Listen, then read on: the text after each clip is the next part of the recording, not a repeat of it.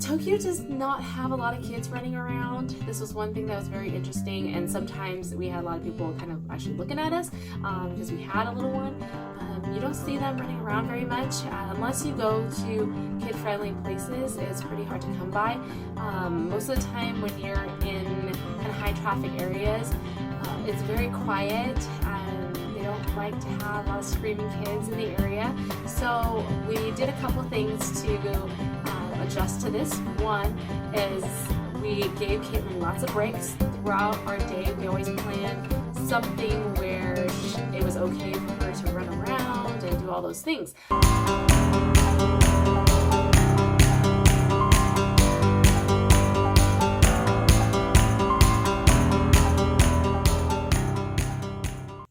Hi everyone, welcome back to my Mommy's Life channel where I share with you guys my journey as a first-time mom, dentist, and business owner. So if you guys have been following my channel, you'll know that I not only value working hard, being motivated, and continue to grow my career, I also value taking the time to travel and have fun.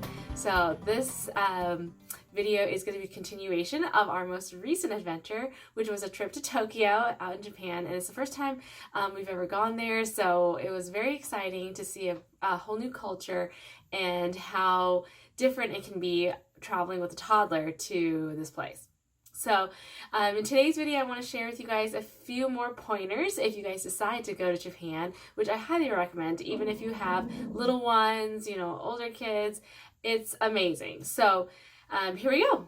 My number one thing, which was amazing, and T-Mobile does not pay me to say this or anything like that, but it's really great that they have the unlimited plan, and I actually get data and text completely free as part of my mobile plan. And so when I was out in Japan, I was still able to get emails and text messages, although it was a little bit slower than in most of the places internationally that I've traveled to. So that was a little bit of a disappointment, but I was able to hop on to those little pocket Wi-Fis that are everywhere on the airport. So if you guys want to make sure you guys are connected to work or everything else, make sure you pick up a pocket Wi-Fi.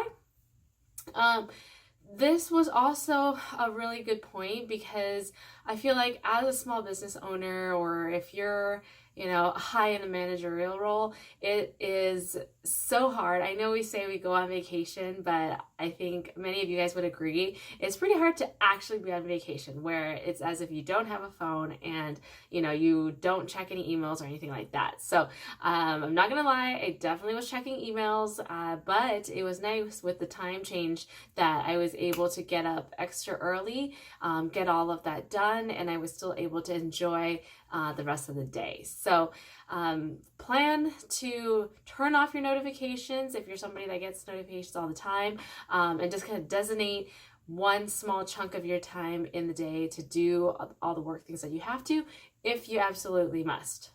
If you don't have to, of course, the best thing to do is not to have it all together. But, it really helps if you turn off the notifications so that you're not tempted to check those emails, okay? My number two thing that was definitely an eye-opener for us is how difficult it was to travel with a stroller. If Caitlin was a little bit smaller, I would have loved to have a baby carrier. She's just at that point where she's a little bit too big and she really doesn't want to be just, strapped onto your back or anything like that. So we didn't use a carrier. We used a stroller most of the time if she wasn't walking. But if you have little ones, make sure you have a good carrier, one that you can carry your baby for a while and not be in too much discomfort, because that's the thing about Japan. It is very compact. Everything is densely put together and everything is built vertically. And so there's lots of stairs. In many places, we had a little bit tough time finding elevators, and we at some points during our train trips, which is your main form of transportation throughout Tokyo. They have Uber, they've got taxis, but their train system is just so well put together that it's just a lot easier and faster to take the train. The only downside is not all the stations have elevators, or we had to go out of our way to find an elevator. And at certain times of the day, which we try to avoid, there's just massive amounts of people. You know, they have rush hours just like we do, and there's just massive amounts of people. And so to have to navigate through those tunnels with a stroller posed to be a little bit of a challenge, not completely unbearable, but just something to be aware of if you go. I would have had a more portable stroller. I have seen on Amazon, and I'll provide a link below, of a stroller that I was really tempted to buy, which is a stroller that completely collapses down into the size of a carry-on luggage. And this is two things. One, as you remember in my previous video, Japan's really small, and some of the restaurants are also very, very small. They're literally like a hole in the wall. Definitely not ADA friendly, and so finding a place to park the stroller was difficult, and it makes you really, you know, kind of love the fact that here most of the restaurants are very open, and you can just wheel on a stroller and, you know, it won't be a big deal, but it's definitely a luxury in Japan because most of the places are really, really tiny. So having that small stroller, you're able to collapse it. You can tuck it under a table, just kind of prop it up against the wall. But also on your flight, you'll be able to put that stroller up over in the overhead bin. So most of us, you know, with a stroller, we end up gate checking, and gate checking is nice. You know, they'll bring you the stroller after you get off, and you can have the stroller until you board the plane. However, sometimes, especially on a long haul flight with such a big plane, there's lots of people getting off, and when you get off the plane and you have to end up waiting at the jetway for a while, most of the people have deboarded, and you'll end up waiting in line during immigration. So it's nice to have that stroller just easily accessible, where you can just grab it and just continue on your way through customs or immigration, whatever you need to do, and not have to wait as long. And the one nice thing, though, which worked out really well because we did have to wait for the stroller, Japan actually has a special line for families with young kids or babies, pregnant women. So when you get to the customs area, make sure you look for that line. And most of the TSA agents that were there were very helpful. They saw that we had a little one that we were, you know, trying to pull along with us. And so they came over and, you know, showed us where we could line up, which was a much shorter line than, you know, the big lineup in the normal immigration line. So keep that in mind. And then my number 2 thing is make sure you bring along some food that is non-perishable, such as like fruit pouches, crackers. We brought some peanut butter with us. So it was really nice because even though they had a big variety of food, sometimes Caitlin just didn't want what we were eating. So it's nice to have a little bit of a backup there. If you do run into a problem with your kids not wanting what you want to eat, a couple of recommendations that I have for you. One, it's going to sound weird, but convenience stores, they have Lawson's and 7-Elevens, and it's not like our 7-Elevens here. It's not just like chips and candy and stuff like that. They actually have a lot of prep food, little bento boxes, anything you could possibly think of, you'll find at one of these convenience stores. So there was always something that we could pick up for Caitlin, whether it be, you know, just a small fruit bowl, a little, you know, rice wrap or something like that that she will eat if she didn't want what we were having. So those are always handy, and they're easily accessible. You'll find them everywhere you go. The other place you can look into are food courts inside department stores. Again, you know, the food in these department stores are much higher quality than what you might find around here. And, you know, it's nice because they have such a big variety. You can have what you want, and then you can find something that will be suitable for your toddler as well. So definitely department stores. And then the last place are the major train stations. Some of the major train stations, such as Shinjuku and Tokyo, they actually have really, really big train stations, places that you could spend all day just hanging out. You can shop in there. They got multiple food places. So lots of cool things to check out just within the Tokyo's or inside the stations itself. So make sure you check those out, and you can definitely spend, you know, several hours in there, get food, and and they're one of the few places that open a little bit earlier too. So that was another thing we noticed in Tokyo, is things open super late. It was hard to find a place for breakfast. We ended up doing, Starbucks a couple times. Those major cafe chains will be open. But some of the smaller places, they don't really open until 10 or 11 o'clock. So kind of keep that in mind. If you get hungry and it's a little bit early, check out the stations.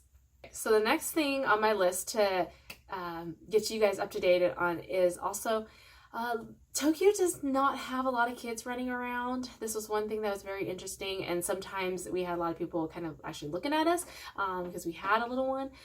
You don't see them running around very much unless you go to kid-friendly places. It's pretty hard to come by.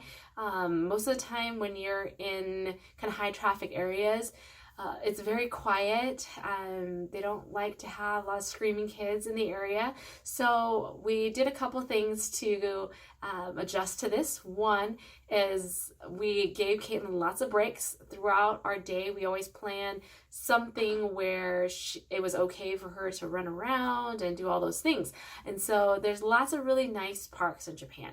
Lots of little parks where there's swings, slides, all that good stuff. And then there's some really nice big Japanese gardens where they'll have open fields, and we will see kids and tourists there. And so, it's totally fine for them to kind of run around, burn off that energy so that when you're in that quiet train cart, they're not screaming and you're starting to get weird looks at you. So make sure you plan in your day a couple hours where you guys can just let your kids roam free, and that'll help keep everybody happy as well.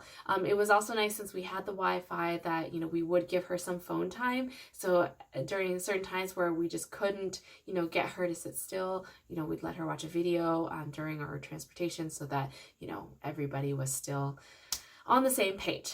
And then the last thing we want to talk about today is bathrooms. Okay, so this was completely a shocker to me. There's not a lot of open bathrooms as you're just traveling throughout the city, and then also you don't find garbage cans on the streets. You just don't. Japan's a very, very clean city. They try to make sure that if you're eating anything, you can't even eat while you're walking. It's very impolite, and what you should be doing is, if you have a street food or if you have a drink, you're supposed to step off to the side and eat it, finish it, and then be on your way. But however, you have to take it with you. There are no garbage usually just on the public streets that you can just throw your trash into. So that's one thing that is very unique that I hadn't seen before. So this posed a little bit of a challenge. If Caitlin was eating a fruit pouch or whatever, we had to make sure we had a place to put it. Or if we changed a diaper on the go, we had to make sure we had a place to put it. And so, ta-da, if you guys remember way back when I was talking to you guys about my diaper bag, what I put in the diaper bag, I had those doggy poop bags. And this is still clipped to our diaper bag, and it was very helpful when we were in Japan. So if we had any trash or anything, we'd put it in the bag, and then we'd just keep it in the stroller or in the backpack until we found a garbage to dispose of it. So that was one thing to kind of keep in mind. And the other thing is, if you guys have baby in diaper or toddler in training, this is something to kind of prepare yourself mentally for, because we didn't always find a public restroom. We didn't always find a changing table in restaurants.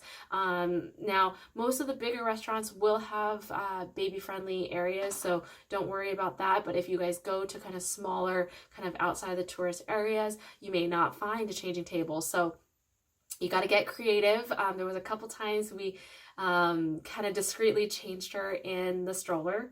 And then the other thing we found is department stores. They'll always have a really nice changing table. So make sure that you map out where the department stores are near you, so that if you need to, you can just hop in one of the department stores and change them there. And then the other thing you might want to keep in mind is pick a hotel where it's close in proximity to a lot of things that you want to see, because Worst case scenario, you can run back to the hotel and change, or take a nap, you know, all those good things. But yeah, just something to keep in mind. It's a little bit different where we had to get creative at certain times, especially if one day we were kind of going out of our ways down to the fish market. And definitely, you know, we didn't really find a changing place there. So we made sure we stopped on our way there in a department store. We changed her. We got a couple snacks from the convenience store. We headed down there. We spent a couple hours there, and then we came back. Or you go to another place that you know will have a restroom. So that's the thing. I would kind of intermix going out to places, and then put things on your itinerary that will have restrooms accessible, so that, you know, you kind of space out all those events so that you are never in too much of a pinch of needing to find a restroom.